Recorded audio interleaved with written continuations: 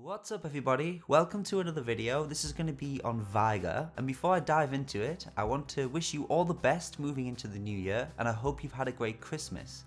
I haven't uploaded a video in a couple of weeks, as you may have noticed, and I've left some more information in the description below about what I've been up to, alongside some other stuff relevant to the guide. So Veigar Support is an alternative choice for players who just want to spice up their options within the role. From listening to some of the community within the videos, the last one that I uploaded, and reading about things on the internet and playing it myself, I don't think Veigar's a negative choice for your team. Although to be efficient within your role as support, it's important that your loadout and playstyle reflect the support role. Now to be successful, I've came to learn it's really important to land your cages efficiently and effectively. As I said in the last video, it's crucial. The rest that follows from a successful stun is damage, summoner spells, or even kills. And using it all of the time offensively isn't exactly practical. It has a slight delay and it can be difficult to use when chasing enemies. And in many situations I fell short in fights because I used the cage too offensively or early. Its potential to peel for your carries is only there if you save the spell for it for that purpose. And finally, its stun duration is much lower at earlier ranks, so you need to respect your enemies when your most important spell is on cooldown.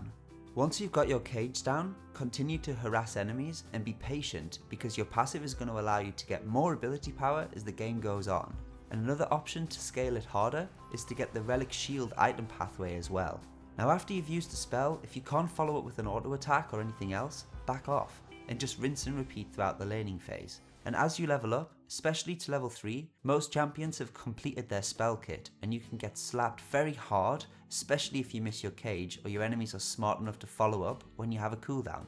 Another thing is how difficult enemies like Thresh, Blitzcrank and Leona are, especially in the earlier game. Against these champions, I've maxed E first as this has been the best way to manage them because of the stun duration increasing. But generally I take a point in R whenever possible, max E first, W because it scales better, and then finally Q. Although I have tried about with Q in the laning phase and it is better for the damage and stacking the passive, although I've always felt E's paid off as I've reached the mid game and we've had team fights. For your summoner spells, I like to take Flash and Ignite, unless I'm forced to take Exhaust because of my enemies. And once I hit level 6, I'm not too disheartened if I've died once or twice, as I'm able to take most enemies down who fall within the cage range with most of my follow-up and allies damage, or ignite if required as well. And towards late game, in a nutshell, Veigar can one-shot enemies. Try and use your kit to peel for your allies and harass those enemies instead, and as your passive grows, you're just going to keep becoming stronger, and no matter how bad you do, the potential to stun up to 5 enemies with a very low cooldown is viciously delicious. So don't give up. Now Veigar's synergy is fairly balanced, I feel. Anything with early presence can negate your lack of, so those such as Draven, Caitlyn and others with lots of range can be quite good to play with. Although most lanes with the traditional farming and occasional gank to be aware of or respond to is the likely story before level 6, and after that level, you know the drill. Blow your enemy up and push ahead onto an objective or a turret with your team.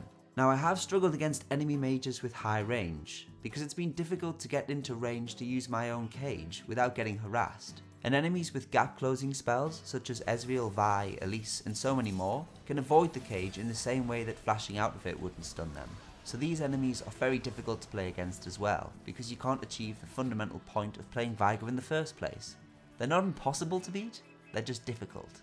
So wrapping it up with the items, I found that starting Relic Shield is great for helping to stack your passive, and upgrading it later with the Sightstone allows you to have another item slot for more ability power or something else. And items are completely situational, although AP, cooldown reduction, and some mana or mana regen and other defensive stats are pretty good shouts. Situational items can include things like Miguel's Crucible, Zhonya's Hourglass or the Locket of the Iron Solari. Trust me, it's still good with the amount of shield it gives. And items such as Zeke's Hurland, or Ryla's Crystal Scepter, the Zwart Portal, or Morellos if your mid laner hasn't taken it, can all be great as well.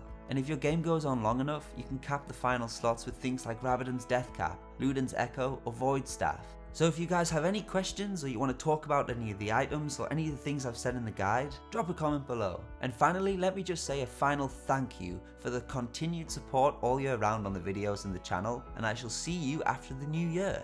Good fight, good night.